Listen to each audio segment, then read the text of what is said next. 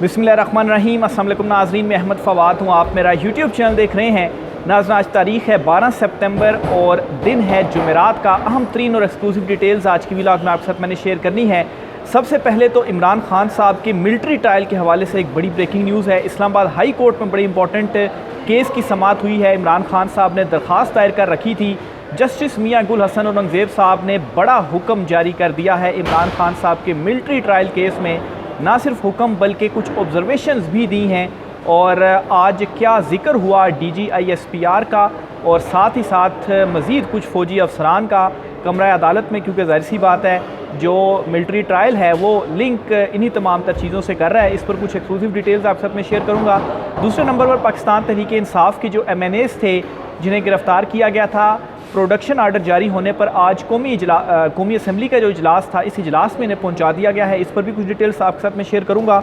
और आखिर में जी चीफ़ जस्टिस काजी फ़ैज़ ईसा साहब के हवाले से भी आपके साथ कुछ डिटेल्स जो हैं वो मैंने शेयर करनी है। चीफ़ जस्टिस काजी फ़ैज़ ईसा साहब आज भरी अदालत में किस तरीके से डिस्क्रिमिनेशन करते रहे और टारगेट इस मरतबा चीफ़ जस्टिस काजी फ़ैज़ ईसा साहब का सहाफ़ी थे।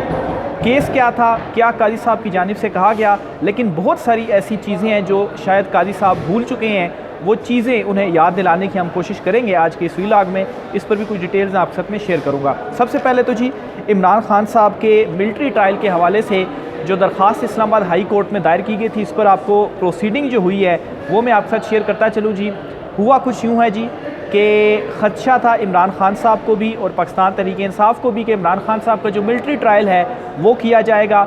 और इसमें जी DGISPR साहब का जो बयान है, कुछ वुज़रा के जो बयानात हैं, उस तनाजुर में ये ख़दशे का इजहार जो है वो किया गया। और इसी वजह से एक दरख्वास्त इस्लामाबाद हाई कोर्ट में दायर की गई और ये कहा गया कि इमरान खान साहब को मिलिट्री ट्रायल का ख़दशा है तो इस मिलिट्री ट्रायल को रोका जाए। हालांकि अभी आगाज़ नहीं हुआ, लेकिन ऐसा तो नहीं है कि अब एक चीज़ हो तो उसके बाद आप दरख्वास्त दें। अगर आपको ख़दशा है, बयानात आ रहे हैं, तो आप दरख्वास्त जो है वो दायर कर सकते हैं। इस पर सबसे पहले तो रजिस्ट्रार ऑफिस की जानिब से एतराज़ आयद किया गया। एतराज़ के साथ दरख्वास्त समाअत के लिए मुकर्रर हुई और जस्टिस मियां गुल हसन औरंगज़ेब साहब ने आज की प्रोसीडिंग में हुक्म सुनाते हुए एक तो मेन दरख्वास्त पर हुक्म सुनाया और साथ ही साथ जो एतराज़ था इस दरख्वास्त के ऊपर उसे भी दूर कर दिया, यानी कि इस दरख्वास्त को काबिल समाअत करार दे दिया गया है।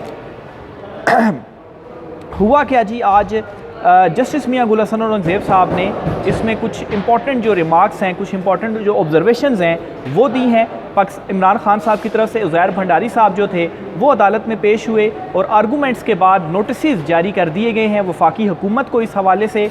और 16 सितंबर को ये दरख्वास्त दोबारा समाअत के लिए मुकर्रर की गई है और वफाकी हुकूमत से इस मामले के ऊपर जो जवाब है वो तलब किया गया है। लेकिन बड़ी इंपॉर्टेंट ऑब्जर्वेशंस हैं, ये आप सुनिएगा और इन ऑब्जर्वेशंस के बाद ये अंडरस्टैंडिंग हो जाएगी कि आखिर मिलिट्री ट्रायल होगा इमरान खान साहब का या नहीं होगा, ये केस किस डायरेक्शन में जा रहा है।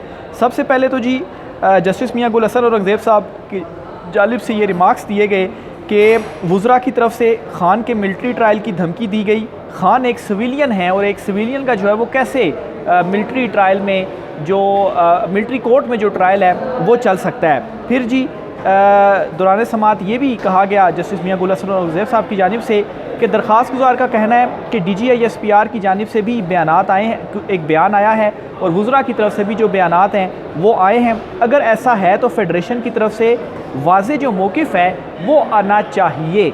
इसी वजह से जो नोटिस हैं वो जारी किए गए हैं और पूछा जा रहा है कि आप इमरान खान साहब का मिलिट्री ट्रायल कर रहे हैं या नहीं कर रहे, या इस हवाले से कोई चीज़ ज़ेरे गौर तो नहीं है। अपना वाज़े जो मौक़िफ़ है वो दे दें ताकि इस केस को डिसाइड जो है वो किया जा सके। क्योंकि अभी तक तो इमरान खान साहब की मिलिट्री ट्रायल के हवाले से जितने भी बयानात और चीज़ें आ रही थी, मैं तो उसको इस तरह से कंसीव कर रहा था कि ये इमरान खान साहब के ऊपर दबाव डालने की एक और कोशिश है कि इमरान खान साहब को डराया जाए कि देखें जी अब तो आपको मिलिट्री कस्टडी में दे दिया जाएगा तो वहाँ पर तो सब कुछ ख़त्म हो जाएगा, आप बिल्कुल अकेले तनहा हो जाएंगे। अभी तो डयाला जेल में फिर आपकी मीडिया के साथ अट्रैक्शन हो जाती है, आप पार्टी रहनुमाओं से, वकीलों से मुलाकात कर लेते हैं, तो वहाँ पर ऐसा कुछ भी नहीं हो पाएगा। तो इस किस्म का दबाव खान साहब के ऊपर था, लेकिन खान साहब डटे रहे अपने जो नज़रिया है उसके ऊपर, और ये दरख्वास्त वो लेकर आए। तो अब जस्टिस गुल साहब की जानिब से ये कह दिया गया है कि अगर आपने करना है ट्रायल या नहीं करना, या कोई चीज़ ज़ेरे गौर है, तो इस हवाले से वफाकी हुकूमत क्लियर करे ताकि हम इसके ऊपर कोई जो फ़ैसला है वो दें। और ये जो एक तलवार लटकाई जा रही है, इस तलवार को ये जो लटकी हुई तलवार है, या तो इसको फिर तलवार गिरा दी जाए या तलवार को पीछे कर दिया जाए। मज़ीद जस्टिस गुल की जानिब से ये कहा गया कि आज हम कह दें कि कुछ नहीं, कल मिलिट्री ट्रायल का आर्डर ले आए तो फिर क्या होगा, क्योंकि जी अदालत में ये भी चीज़ सामने थी कि आज तो अभी तो मिलिट्री ट्रायल नहीं हो रहा, तो ये जो दरख्वास्त दी गई है इसका क्या मकसद है, यानी कि एक चीज़ हो ही नहीं रही, तो फिर उसके ऊपर दरख्वास्त देकर रिलीफ लेने का क्या मकसद है, जब चीज़ होगी तो उसके बाद आप दें। तो इस पर जस्टिस मियां गुल हसन औरंगज़ेब साहब की ऑब्जर्वेशन थी बड़ी इंपॉर्टेंट कि अगर आज हम आपकी दरख्वास्त को रिजेक्ट कर दें और कल वाकई आपका खदशा दुरुस्त साबित हो और ट्रायल शुरू हो जाए तो फिर क्या होगा। तो इसलिए ये जो दरख्वास्त है ये हम सुनेंगे।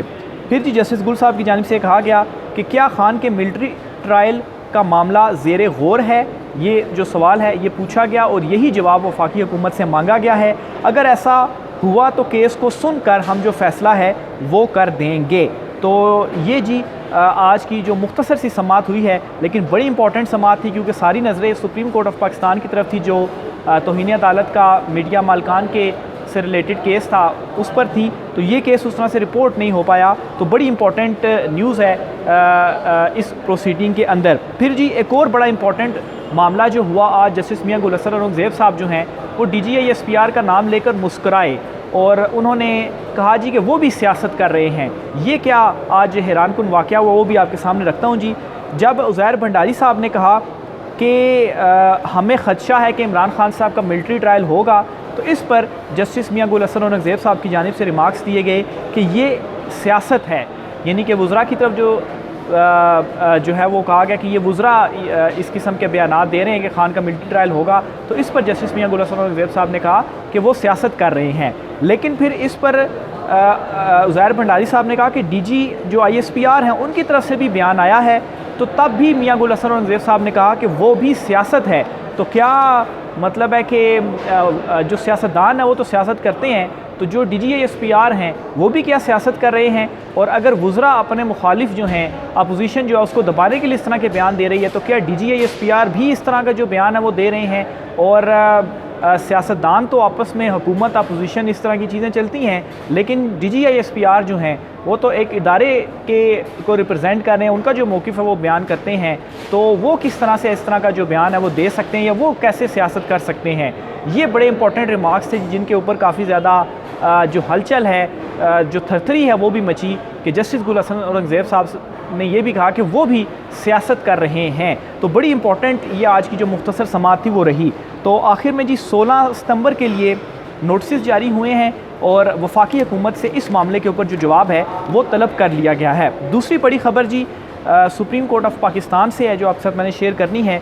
आज बुनियादी तौर पर जो फैसल वावडा के अगेंस्ट तौहीन अदालत का केस है, जो फैसल वावडा और मुस्तफ़ा कमाल ने एक प्रेस कॉन्फ्रेंस की थी और उस पर तौहीन अदालत की कार्रवाई उनके अगेंस्ट शुरू की गई थी, लेकिन उन्होंने गैर मशरूत माफ़ी मांग ली थी, जिस पर अदालत ने उन्हें माफ़ कर दिया था और केस उनकी हद तक निपटा दिया था। लेकिन चूँकि उस प्रेस कॉन्फ्रेंस को तमाम TV चैनल्स ने नशर भी किया था, तो TV चैनल्स को नोटिस हो गए थे और ये जो तौहीन अदालत का मामला था उनके अगेंस्ट शुरू हो गया था। तो ये असल मुद्दा था, इसकी आज समाअत हुई और इस समाअत में एक तो जी चीफ जस्टिस काजी फ़ाइज़ ईसा साहब ने इस ख्वाहिश का बज़ाहिर इजहार कर दिया कि जो YouTube चैनल्स हैं वो बंद हो जाने चाहिए। इवन के जस्टिस इरफान सादात साहब जो हैं वो ये कहते हैं कि ये डॉलर्स के लिए कर रहे हैं और डॉलर्स जो हैं वो कमाते हैं, और TV चैनल्स को जो रिप्रेजेंट करने वाले थे उनसे, क्योंकि ये उनका भी जो माफ़ी है वो एक्सेप्ट हो गई, लेकिन उनसे कहा गया जी कि आके एक मेकनिज़म जो है वो दें आप, और साथ में ये भी कहा जी कि YouTube के हवाले से भी मेकनिज़म दें। अब YouTube तो किसी की मलकियत नहीं है, TV चैनल्स तो ठीक है आप मालकान से कह सकते हैं, YouTube तो सोशल मीडिया प्लेटफॉर्म है, फ्रीडम ऑफ स्पीच है, तो ये तो किसी की मलकियत नहीं है, तो इसके ऊपर तो मैकेनिज़्म जो TV चैनल्स हैं वो तो नहीं दे सकते। बहरहाल जी इस ख्वाहिश का ज़रूर इजहार किया, और क्यों इजहार किया गया? पहले तो चीफ जस्टिस काजी फ़ाइज़ ईसा साहब जो हैं यही तमाम यूट्यूबर्स हुआ करते थे सुप्रीम कोर्ट के ही हुआ करते थे, जो कि उनके बड़े फेवरेट हुआ करते थे जब वो चीफ़ जस्टिस नहीं थे। और उनके ख़िलाफ़ एक रेफरेंस भी आया था, सरीना ईसा साहिबा जो हैं वो भी सुप्रीम कोर्ट में पेश होती रहीं। तो उस वक्त तो बड़े यूट्यूबर्स उनके करीब भी थे और बड़े जो है वो आप यूँ समझे कि प्यारे भी थे उनको, बड़े यूट्यूबर्स। लेकिन अब जब इनके ऊपर क्रिटिसिज्म हो रहा है काजी फ़ाइज़ ईसा साहब के ऊपर, तो अब वो ये कहते हैं जी कि यूट्यूब के हवाले से भी कुछ बनना चाहिए और इसमें भी सनसनी होती है और इसमें भी ये होता है तो उसमें भी वो होती है। बहुत सारी चीज़ें दुरुस्त भी हो सकती हैं, लेकिन चीफ़ जस्टिस काजी फ़ाइज़ ईसा साहब की जानिब से इस किस्म की बात करना और फिर यहाँ तक कहना कि फ्रीडम ऑफ स्पीच के नाम के ऊपर आप कुछ भी जो है वो चला देते हैं, तो ऐसा होना चाहिए कि अगर किसी की कोई ख़बर गलत चल जाती है तो उस रिपोर्टर को भी सज़ा मिलनी चाहिए और वो जो रिपोर्टर है उसको आप टर्मिनेट भी कर सकते हैं। यानी कि टीवी चैनल मालकान थे, रिपोर्टर्स थे, उनको ये बात कही गई कि अगर आपने कोई ख़बर गलत चल गई आपसे तो आप उसके ऊपर कार्रवाई करते हो क्या उस मुतलका रिपोर्टर को आपने नौकरी से फ़ारिग कर दिया है। अब यहाँ पर मैं आपको एक चीज़ आपने पहले समझनी है, फिर इसके ऊपर मैं कमेंट करूँगा। देखें, आप जो ख़बर देते हैं, बहुत सारी ख़बरें तो जो है वो बिल्कुल डॉक्यूमेंटेड होती हैं, एविडेंट होती हैं, वो आप देते हैं, लेकिन बहुत सारी ख़बरें आप ज़राए से भी दे रहे होते हैं। तो बाज़ औक़ात ऐसा हो जाता है कि आपकी ज़राए से दी हुई जो ख़बर है वो बाउंस बैक कर जाए। ये एक नॉर्मल प्रैक्टिस आप इसको कह सकते हैं कि इस किस्म की जो चीज़ें वो हो सकती हैं। हर कोई 100% परफेक्ट नहीं हो सकता कि फ़लाना जो रिपोर्टर है वो 100% परफेक्ट जो ख़बर है वो दे। इस वजह से वो इस तरह के अल्फाज का इस्तेमाल कर देता है कि इम्कान है या ज़राए की जानिब से दावा है। तो अब काजी साहब ये कहते हैं कि अगर ये इनकी ख़बर गलत होती है तो इनको आप नौकरियों से फ़ारिग कर दें। अब काजी साहब से ये सवाल है कि आपकी जो जुडिशरी है, आपके जो जजेस हैं, उनके वो जो फ़ैसले करते हैं, जब ऊपर कोर्ट में आकर उनके फ़ैसले तब्दील होते हैं तो क्या उन जजेस को भी नौकरी से टर्मिनेट कर दिया जाता है। अब देखें ना कि वो जजेस तो बैठे रहते हैं और इसी तरीके से अगले जो केसेस हैं वो सुनते रहते हैं। अब यहाँ पर दो मामलात हैं, एक तो मिसकंडक्ट का मैटर होता है जजेस के ऊपर, चलें वो तो अलग ही मामला है कि कोई जज मिसकंडक्ट करता है उसके खिलाफ सुप्रीम जुडिशल काउंसिल में रेफरेंस आ सकता है। लेकिन कितने हज़ारों की तादाद में ऐसे केसेस होते हैं जो लोअर कोर्ट्स कुछ और फैसला करती हैं, ऊपर हाई कोर्ट में, सुप्रीम कोर्ट ऑफ पाकिस्तान में आकर वो जो फैसले होते हैं वो कलअदम करार दे दिए जाते हैं। तो क्या आप वो जो जज हैं जिन्होंने वो फ़ैसला दिया, ज़ाहिर सी बात है दो चीज़ें होगी ना। अगर ट्रायल कोर्ट ने गलत फ़ैसला दिया तभी हाई कोर्ट से वो जो फ़ैसला है उसको चेंज किया गया, तो इसका मतलब है कि ट्रायल कोर्ट के गलत फ़ैसले के ऊपर फिर आप उसके ऊपर भी कार्रवाई करें और फिर उसको भी आप टर्मिनेट करें। लेकिन वहाँ पर तो फिर ये कहा जाता है जी कि नहीं, वो तो आईन व कानून के मद्देनज़र रखते हुए उन्होंने जो फ़ैसला है वो दिया, और ऊपर आकर जी जो अदलिया है या जो बड़े बेंचेस बनते हैं वो भी इसी तरीके से फ़ैसले देते हैं या उनका जो फ़ैसला है वो तब्दील हो जाता है। तो इवन कि सुप्रीम कोर्ट ऑफ पाकिस्तान में नज़रसानी में कितने जो फ़ैसले हैं वो तब्दील हो जाते हैं। तो क्या सुप्रीम कोर्ट का एक बेंच जो फ़ैसला देता है, सुप्रीम कोर्ट का दूसरा बेंच उसको कलअदम करार दे देता है, तो क्या सुप्रीम कोर्ट के उन तमाम जजेस को आप टर्मिनेट कर देते हैं। तो ये कुछ ऐसी चीज़ें हैं कि अब इसी तरीके से मीडिया में भी ये चीज़ें हैं। हाँ, बदनीयती नहीं होनी चाहिए, आप जो ख़बर है उसको आप दें, फैक्ट्स के साथ दें, सोर्सेज से 2-3 मरतबा चेक करें, लेकिन 100% एफिशिएंसी या 100% आप परफेक्ट नहीं हो सकते। बाज़ औक़ात ख़बरें आपकी बाउंस बैक हो सकती हैं। हाँ, आप उसमें ये चला सकते हैं कि ये ख़बर दी गई थी लेकिन अब ये ख़बर एक सामने आया है और ये दुरुस्त हक़ाइक़ हैं, इस तरह से करके आप चला सकते हैं। लेकिन ये नहीं होना चाहिए कि आप उनको टर्मिनेट कर दें। तो काजी साहब की जानिब से क्यों कहा गया, ये इस बात को शो करता है कि काजी साहब इस वक्त कितने गुस्से में हैं उन तमाम सहाफ़ियों के ऊपर या सहाफ़ी कम्यूनिटी के ऊपर। क्यों? क्योंकि काजी साहब के हवाले से वो रिपोर्ट करते हैं चीज़ें और काजी साहब के ऊपर तनकीद करते हैं। और क्यों ना तनकीद करें कि जब ये ख़बर चलती है कि काजी फ़ाइज़ ईसा साहब ने गुफ्तगू की है सहाफ़ियों से और कहा है जी कि मैं एक्सटेंशन नहीं लूँगा, तो काजी साहब तरदीद जारी कर देते हैं कि चीज़ों को इस तरीके गलत तरीके से रिपोर्ट किया गया है और ख़ुद इस बात की तस्दीक कर देते हैं जी कि वाकई उनको जो एक्सटेंशन है वो चाहिए। तो ये तमाम तर चीज़ें क्या हैं। तो मेरे ख़्याल से जहाँ पर दूसरों को कहा जा रहा है कि आप जो है वो इन चीज़ों को देखें, तो उस पर फिर अदलिया के हवाले से भी बहुत सारे जो सवालात हैं वो भी उठते हैं। तो बहरहाल जी, ये आज की कुछ समाअत थी। जो मीडिया चैनल्स थे उन्होंने भी गैर मशरूत माफ़ी मांगी और उससे भी एक्सेप्ट कर लिया गया है। आखिर में जी आपको बताता चलूँ, पाकिस्तान तहरीक इंसाफ के MNAs जिनको गिरफ़्तार किया गया था, आज उन MNAs को पार्लियामेंट में लाया गया है। कल प्रोडक्शन आर्डर जारी हुए थे क्योंकि कौमी असम्बली का जो सेशन है वो चल रहा है। आज भी कौमी असम्बली का सेशन इस वक्त भी जारी है। अभी मैं जब ये वीलॉग कर रहा हूँ तभी कौमी असम्बली का सेशन चल रहा है। शेर अफजल मरवत वगैरह और दीगर पाकिस्तान तहरीक इंसाफ के जो MNAs हैं कल उनके प्रोडक्शन आर्डर जारी हुए थे और उन प्रोडक्शन आर्डर्स की बुनियाद पर आज उन्हें पार्लियामेंट लाया गया है और इन तमाम की स्पीकर कौमी असम्बली से मुलाकात भी हुई है, जहाँ पर इस बात के हवाले से एहतजाज भी किया गया है और कहा गया कि इस तरीके से जो गिरफ्तारियाँ वो कैसे हो सकती हैं। तो स्पीकर ने कहा जी कि हमने तहकीकाती या इंक्वायरी कमेटी जो है वो बना दी है इस मामले के ऊपर। तो बहरहाल एहतजाज तो किया है, ये तमाम जो MNAs हैं वो पार्लियामेंट में आज जो अपनी स्पीचेज़ हैं वो भी करेंगे। बहरहाल एक इम्पॉर्टेंट जो लेटेस्ट इसमें अपडेट थी वो यही थी कि प्रोडक्शन आर्डर पर आज ये कौमी असम्बली में आ चुके हैं। राय का इज़हार कीजिएगा। आज की व्लॉग से इतना ही, इजाज़त दीजिए, अल्लाह हाफ़िज़।